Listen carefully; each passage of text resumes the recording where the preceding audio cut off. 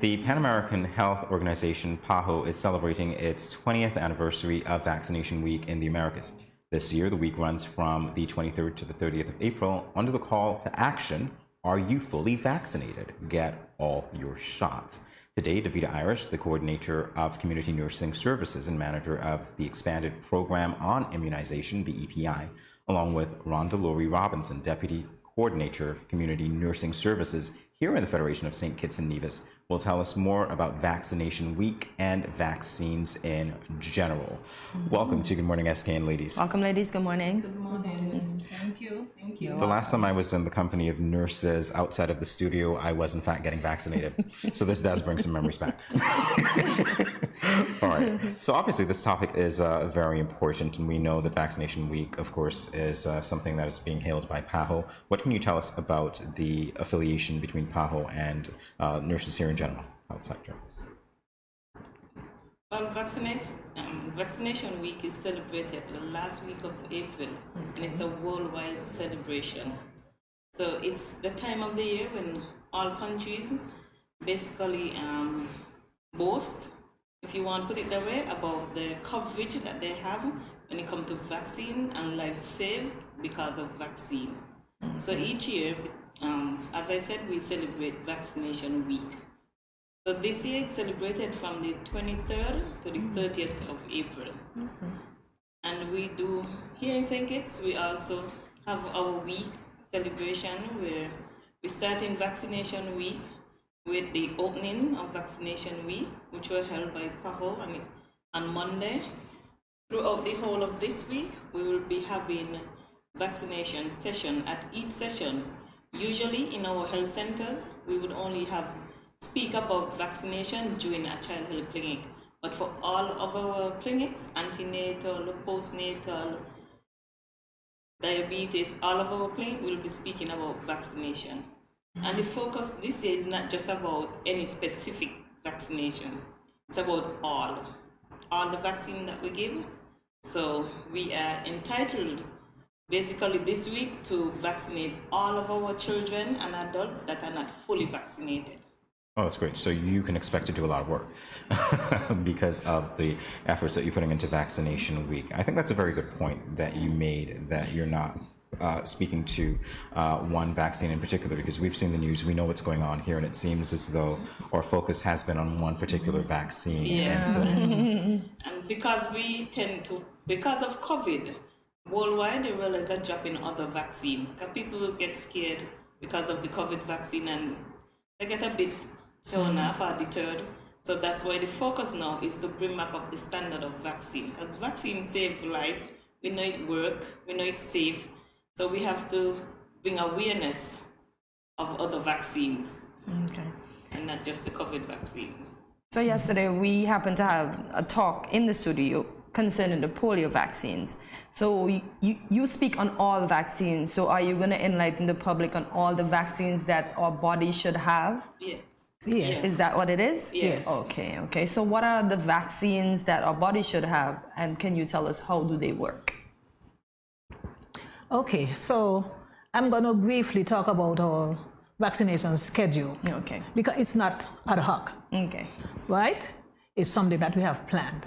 So every year, each nursing district must identify the cohort of children to be vaccinated. We start our vaccines at birth. Okay. So we start with the hepatitis B vaccine. That is given within the first 12 hours of birth. In St. Kitts, that's a problem for us because we have a high prevalence of hepatitis B amongst our people. that's alarming. Yes, it is. So we give our hepatitis B at birth. We screen our pregnant women for hepatitis B.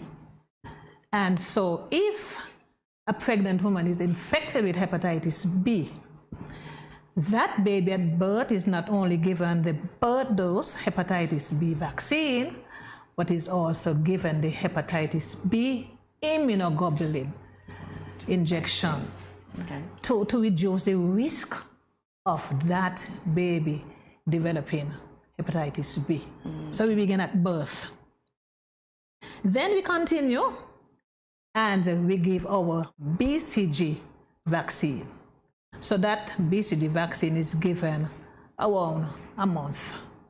So we say 0 to 11 months because there's still a period within which time we can vaccinate our babies.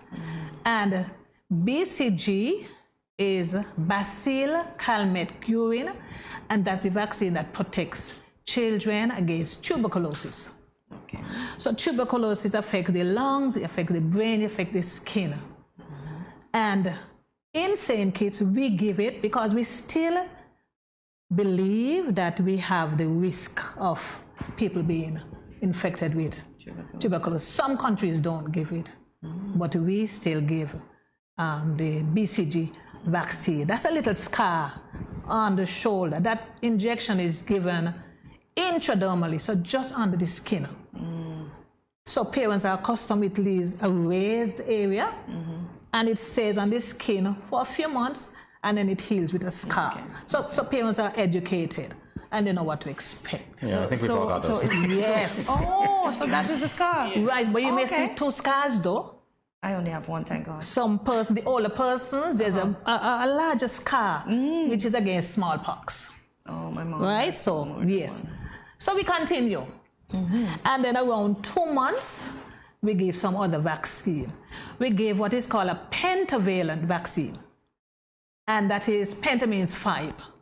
So we start protecting the children against diphtheria, pertussis or whooping cough, tetanus. We continue with the hepatitis B and the Haemophilus influenza type B. So that's a 3-dose vaccine. So it's 2 months, 4 months, 6 months. So diphtheria, the older persons used to understand about vaccine. We find the younger persons, they're not so much into wanting to understand why we give the vaccine. Right? But diphtheria, it's caused by a bacteria, and that bacteria affects the throat. It forms a thick membrane in the throat, and that child gets very ill. It affects the esophagus. The child cannot breathe. The child can die. It can also spread to the heart, the muscles of the heart. And they are deadly diseases. Then there is the whooping cough, or pertussis. And what happens, that's a bacterial infection again. What happens, the child is attacked by bouts of coughing because you affect the respiratory tract. And that baby, that child coughs non-stop. It just cough and cough and cough. And after a long bout of coughing, that child sucks in some air, so it makes a so that's why you get the local name, whooping cough. And while that child is coughing, the child is struggling to breathe, the eye bulges, can have bleeding in the eyes, and the baby can die. Then there is tetanus. So those are spread airborne, those 2. Tetanus is not spread from person to person. Tetanus lives in the soil. And persons who work in animal farming, crop farming, construction workers, they need to understand that they should boost up with their tetanus. Because it's found in the soil. And it become exposed if you have a punctured wound or a laceration.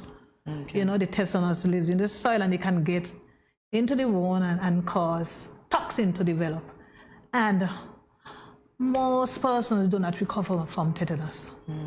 Maybe you would have heard about lockjaw. Yeah, I've heard because about tetanus stiffens the muscles and it shuts your mouth down, get lockjaw, your body gets stiff, and sometimes persons are so stiff they can go into spasm and they can even have broken bones. So we really want to bring awareness to the public, especially to the younger persons, that vaccines are important. Vaccines work.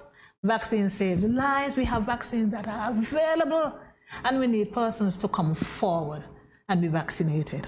So that's diphtheria, that's pertussis, or whooping cough, that's tetanus. So 5 in 1. Then we have the hepatitis B again. So we are repeating the hepatitis B again in this vaccine. And we are also doing Haemophilus influenza type B, which protects them against meningitis. So what are some of the most common type of vaccine myths, and why are they scientifically incorrect?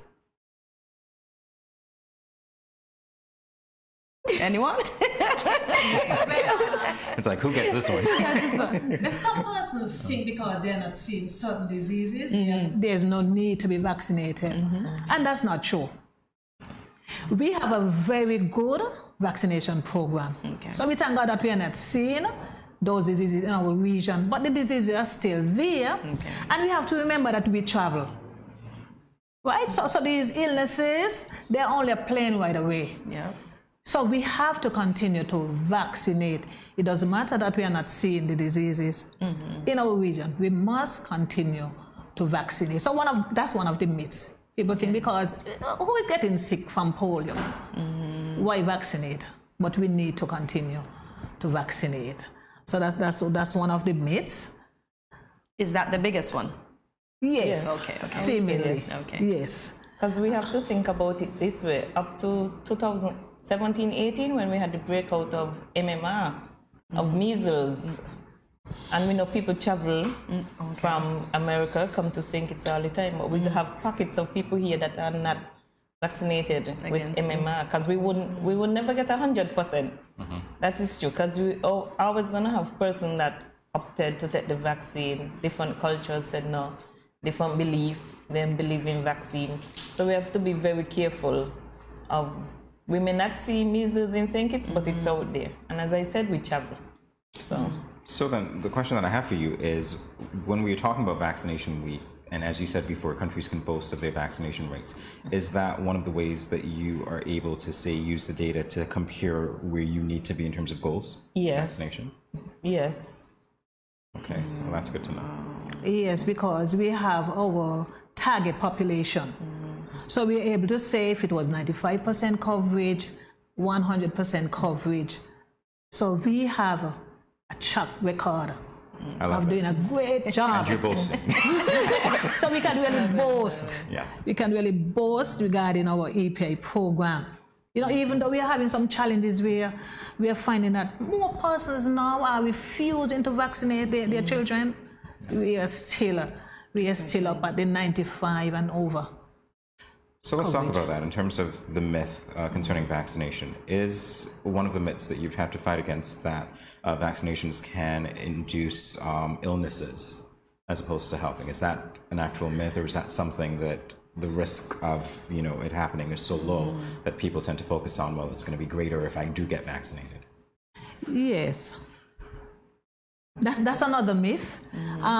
Persons think that when we vaccinate, we are making persons ill. And that's not true at all. Vaccines have to be manufactured. Vaccines are studied. Vaccines are tested and tried. Vaccines are proven to be safe. Vaccines do not make people ill. However, when we vaccinate persons, there are sometimes some what we call side effects, common side effects, where there may be a low-grade fever, a little pain at the injection site, a little redness. Those are the common things that we associate with vaccine. We have never had any serious side effect, any serious adverse event from our vaccine, and those are things we monitor for. So that's a myth. We want the public to know it's a myth. Vaccines do not make you ill. They're just some minor symptoms associated with vaccines that we can overcome by just taking fever medicine, pain medicine. So we're asking you, the general public, to come forward and be vaccinated. Parents, please allow your children to be vaccinated. You're doing your children a great ill when you do not allow them to be vaccinated. Remember, your children are going to travel, they're going to go to far places, they're going to go off to university. They do not allow them in university unless they are vaccinated against certain diseases. And what about the green card, the American green card? Remember that too? When they give you the green card, you must be vaccinated against certain diseases. They don't want you to come into their country. Right, because they're thinking that you're coming from these countries and you're bringing diseases into their country. So vaccines are important. So Nurse Robinson, you also mentioned about boosters while we were talking during the break. Can you expound on that? Yes. So if I could quickly continue with the vaccination schedule. So the initial doses, the primary doses, 2 months, 4 months, 6 months. Then at a year, we give the measles, mumps, and rubella. Then at 18 months, we boost up again with the DPT and the polio vaccines. Then again, at 4.5 to 5 years, we boost up with those same vaccines. Then there's a break until school leavers, say around 16 years. We boost up again with the diphtheria, the pertussis, the tetanus, and we continue to give adults. We are having a challenge with our school leavers. In my time, the teachers were in charge, and everybody had to go to the health center to be vaccinated. We were taken to the health center. If the nurse comes, everybody had to be vaccinated. Now it's a challenge. Most of our children, they take it if they want to. And that school leaver vaccine, tetanus vaccine, polio, they're important because we do not boost up again until 10 years after. So if that child doesn't take that vaccine at school leaver, and that child has a serious injury, has a wound, the assumption would be that that child would have been vaccinated at age 16, and we don't repeat it again until 10 years, so that's around 26 years. You know, so vaccines are important, and then we continue. So if you haven't had a tetanus in the past 10 years, you need to get a booster dose. Vaccines are important. Vaccine work, vaccine save lives. Vaccine is one of the best interventions, best medical interventions ever, because millions of lives are saved. The older persons can talk about measles and mumps.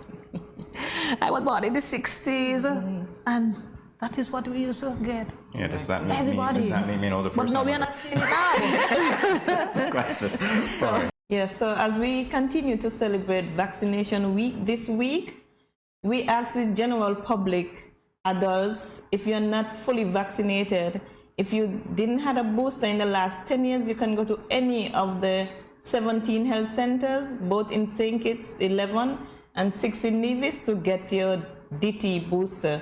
You have your children at home who are not fully vaccinated, you can step in this week to any of the health centers and get your child fully vaccinated. Please, we're asking you. And also at this time, we have a low coverage in our HPV vaccine. So we're asking parents of grade 6 students who refused their HPV in October of last year and this year to go out and make sure your child gets the HPV vaccine. This is very important. Well, just to say again, vaccine work, vaccines save lives, vaccines are safe. We're asking you to come and get vaccinated if you're not fully vaccinated. And do not be afraid when you come that we will give you one vaccine over another. We are persons of integrity, and when I say that, I mean persons are probably afraid to come for the regular vaccine thinking that we are going to give them the COVID-19 vaccine.